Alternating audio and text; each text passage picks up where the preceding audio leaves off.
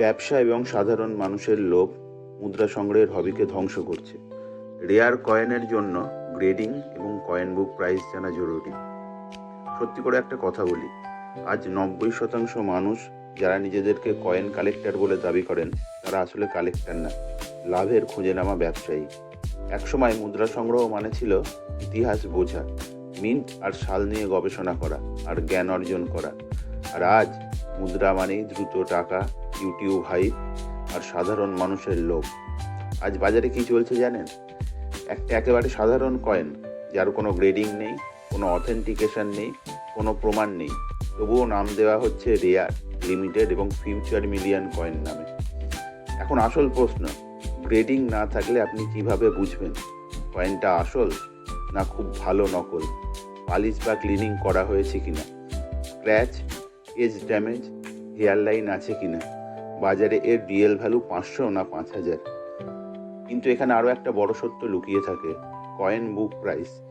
Standard coin বুক, catalogue বা price গাইডে প্রতি কয়েনের থাকে সাল, মিন্ট, গ্রেড অনুযায়ী আনুমানিক দাম। কিন্তু প্রতারক বিক্রেতা কি করে জানেন? বই খুলে দেখায় না, কারণ বই খুললেই রেয়ার গল্প ভেঙে যাবে। একটা কয়েনের বইয়ের দাম যদি হয় ইউএনসি কন্ডিশনে 800 টাকা, তাহলে গ্রেডিং ছাড়া, প্রমাণ ছাড়া সেই কয়েন বাজারে সে 8000 টাকায় বিক্রি করার চেষ্টা করে, যেটা সরাসরি একটি প্রতারণা। বইয়ের দাম না দেখানো মানেই ইচ্ছাকৃতভাবে ঠকানো। কয়েন বুক বলে দেয় কয়েনের সম্ভাব্য দাম কত, আর গ্রেডিং প্রমাণ করে আপনার কয়েন সেই কন্ডিশনে আছে কিনা। এই দুটো একসাথে না হলে দাম নির্ধারণ হয় না বাজারে, দাম নির্ধারণ হয় বিক্রেতার মুখে। গ্রেডিংয়ের আসল বেনিফিট কি?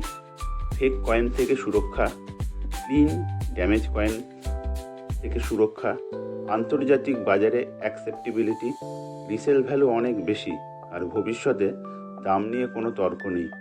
গ্রেডেড কয়েন মানে trust, transparency for the future. Grading আর বুক প্রাইস ছাড়া ব্যবসা বাড়ছে বলে নতুন কালেক্টররা একবার ঠকে চিরতরে হবি ছেড়ে চলে যাচ্ছে। পুরনো জ্ঞানী কালেক্টররা বলছে এই বাজারে আর থাকা যায় না।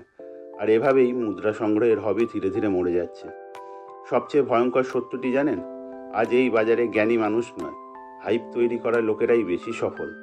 আর কয়েন বুক আর গ্রেডিংকে ইচ্ছা করে এড়িয়ে যাওয়া হলো এই প্রতারণার সবচেয়ে বড় অস্ত্র। আপনি যদি সত্যিকারের কালেক্টর হন, দাম শুনে আবেগে কিনবেন না।